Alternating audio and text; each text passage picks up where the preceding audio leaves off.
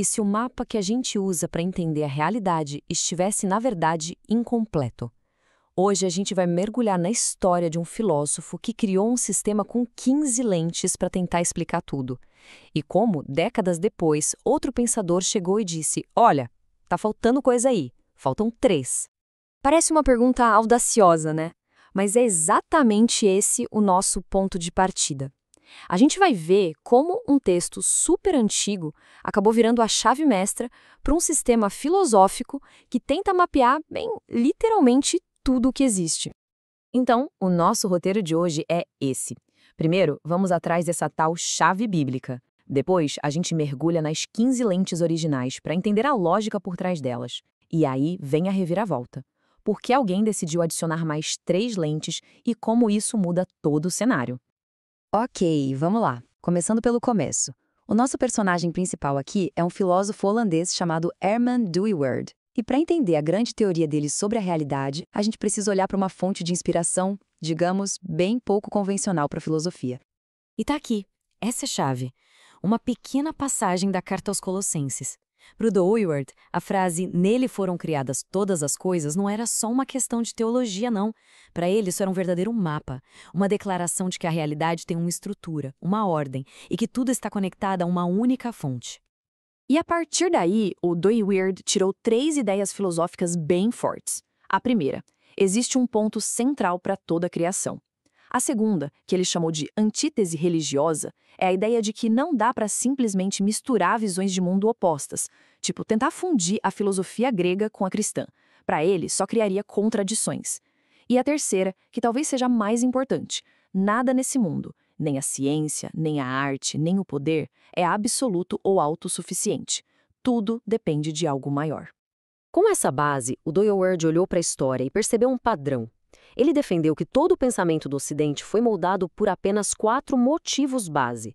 Pensa neles como os grandes motores de ideias, que entram em conflito e acabam definindo épocas inteiras. E aqui estão eles, o motivo grego, que era obcecado pela tensão entre a matéria, meio caótica, e a forma, que seria perfeita. O judaico-cristão, que enxerga a história como um grande drama em 3 atos: criação, queda e redenção. A visão católica romana, que tentou juntar os 2 primeiros e criou uma tensão entre o mundo da natureza e o mundo da graça divina. E por fim, o motivo moderno, que é o nosso mundo, definido por esse conflito constante entre as leis da natureza e o nosso desejo por liberdade. Agora, saindo um pouco da história, a gente vai para o coração da teoria do Dooyeweerd. A grande pergunta é: como a realidade em si é estruturada? Do que ela é feita? Para ele, a resposta estava no que ele batizou de aspectos modais. Tá, mas o que é um aspecto modal? Pensa neles como se fossem diferentes lentes ou até dimensões através das quais a gente pode olhar e entender qualquer coisa no universo. E o ponto mais importante é que uma coisa não pode ser reduzida a outra. O amor não é só química, a justiça não é só um contrato social. Cada aspecto tem sua própria lógica interna. E aqui a gente tem uma seleção dos 15 aspectos originais dele. Repara que tem uma ordem. Começa com o mais básico de tudo, como o aspecto dos números e do espaço, depois vai subindo para a vida, para o sentimento, para a lógica, para as relações sociais, e vai até chegar lá no alto, no aspecto ético, que é o amor, e no topo de tudo, o pístico, que é a fé. Para ficar mais fácil, pensa numa árvore. Ela tem um aspecto espacial, porque ocupa um lugar, um aspecto biótico, porque está viva, e um econômico, porque a madeira pode ser vendida. Para Dooyeweerd, era assim que se enxergava a realidade por completo. Mas a história não termina aí. Décadas depois, o filósofo Anderson Teixeira olha para esse mapa de 15 aspectos e diz: tá faltando alguma coisa aqui.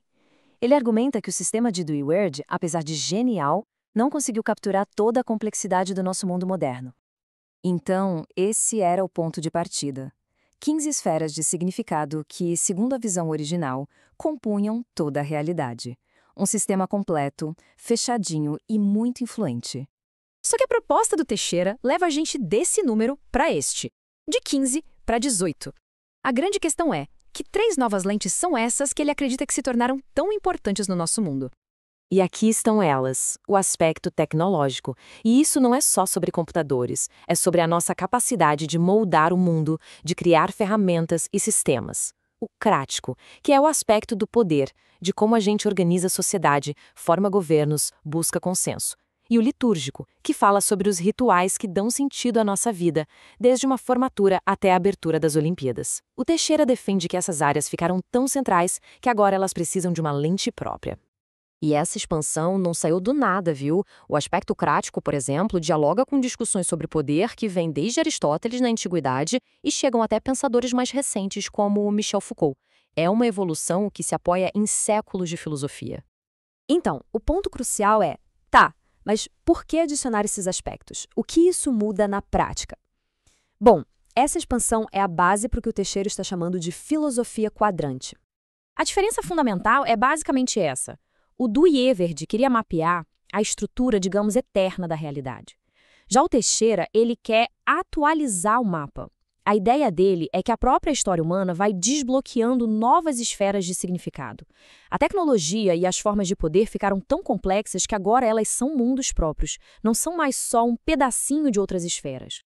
Isso tudo deixa uma pergunta no ar para a gente pensar. Se o mapa da realidade não é algo estático, se a gente pode adicionar novas lentes, como a tecnológica ou a do poder, o que mais pode estar surgindo agora mesmo? Que outras dimensões da nossa vida estão ficando tão importantes que daqui a pouco vão precisar de uma lente novinha só para elas?